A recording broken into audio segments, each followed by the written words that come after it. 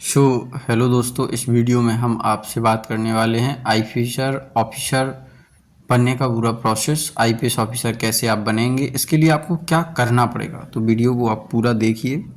इस वीडियो में एक एक चीज़ों को डिस्कस करेंगे, जैसे कि आईपीएस ऑफिसर क्या होता है, आईपीएस ऑफिसर की बनने के लिए क्या योग्यता चाहिए, कितनी एज लिमिट रहने वाली है, हाइट कितनी होनी चाहिए, एग्ज़ाम का पैटर्न क्या रहेगा, कौन सा एग्ज़ाम आपको देना पड़ेगा और सिलेक्शन की पूरी प्रोसेस क्या होगी। इसके अलावा सैलरी क्या होगी और क्या क्या फैसिलिटीज़ एक आईपीएस ऑफिसर को मिलती हैं। इस वीडियो में हम ये सारी चीज़ें डिस्कस करने वाले हैं। सबसे पहले बात करते हैं कि आईपीएस क्या होता है। आईपीएस का पूरा फॉर्म होता है इंडियन पुलिस सर्विस, यानी भारतीय पुलिस सेवा। यह एक पुलिस का सबसे बड़ा पद है। और आईपीएस बनने के लिए क्या योग्यता होनी चाहिए, तो आपको किसी भी स्ट्रीम से ग्रेजुएट होना चाहिए। इसमें आपको ये नहीं है कि इस स्ट्रीम से बस आप ग्रेजुएट हों, और ना ही परसेंटेज का कोई क्राइटेरिया इसमें रखा गया है कि आपकी मिनिमम परसेंटेज होनी चाहिए। इसमें ऐसा कोई क्राइटेरिया नहीं है। आप बस ग्रेजुएट हों तो आप इस एग्ज़ाम को देने के लिए एलिजिबल हो जाते हैं। एज लिमिट की बात करें तो सबसे पहले जनरल कैंडिडेट के लिए बात करें तो 21 वर्ष से 32 वर्ष रखी गई है। ओबीसी के लिए 3 साल का एज में रिलैक्सेशन मिल जाता है कि 3 साल की छूट रहेगी। और बात करें यदि हम SC ST के कैंडिडेट के लिए, तो इसमें उनको 5 वर्ष की जो है एज लिमिट में छूट मिलती है। इस एग्ज़ाम में ST SC वालों को 5 साल तक की छूट रहने की।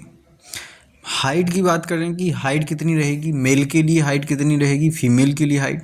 तो मेल के लिए यदि हम बात करें, हाइट रहने वाली है 165 सेंटीमीटर। और यदि हम फीमेल के लिए बात करें, फीमेल कैंडिडेट के लिए, तो इनकी जो हाइट है वो होनी चाहिए 150 सेंटीमीटर।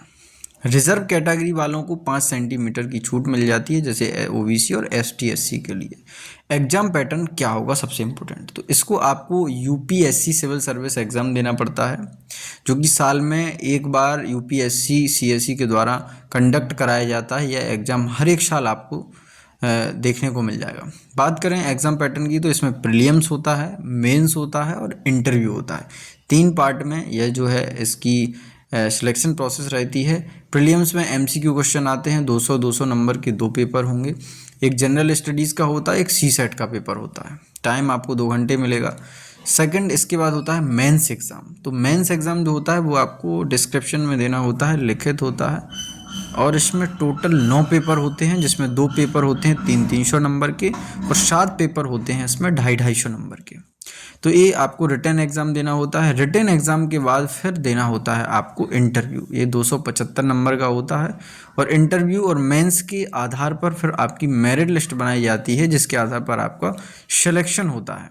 ये रहती है इसकी सिलेक्शन प्रोसेस। इसके बाद यदि आप सेलेक्ट होते हैं तो 6 माह की ट्रेनिंग होती है लवासना में, जो कि मसूरी में है। और ट्रेनिंग के बाद यदि हम बात करें, अब बात करते हैं कि यह एग्ज़ाम दे कौन सकता है और कितनी बार दे सकता है। तो जनरल के लिए 6 बार है, ओबीसी 9 बार दे सकते हैं। ST SC कैंडिडेट जब तक उनकी एज लिमिट नहीं ख़त्म होती है तब तक वो है ST SC कैंडिडेट इस एग्ज़ाम को दे सकते हैं। सैलरी की बात करते हैं, उसका सबसे इम्पोर्टेंट है। और सैलरी जो है इसकी बेसिक रहती है लगभग 56,100 रुपये रहती है। इसके अलावा TA DA HRA, फ्री बिजली, फ्री रहने के लिए कुक मिलता है, गार्ड की सुविधाएं, ये और बहुत सी सुविधाएं हैं जो कि एक आईपीएस ऑफिसर को मिलती हैं। तो वीडियो कैसी लगी कमेंट में बताएं, और चैनल को सब्सक्राइब